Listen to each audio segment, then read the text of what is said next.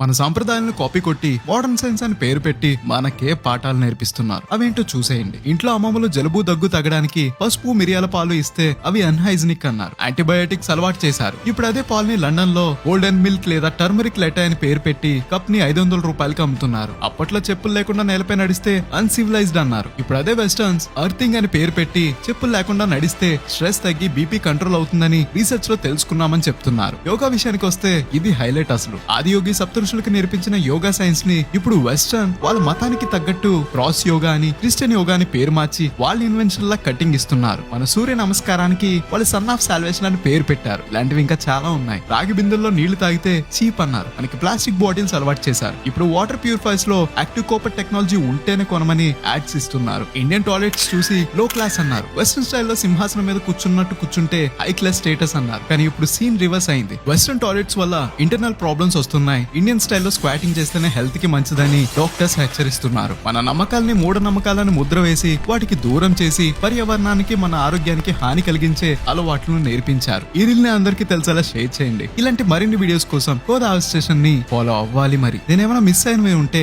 అవి కమెంట్ చేయండి.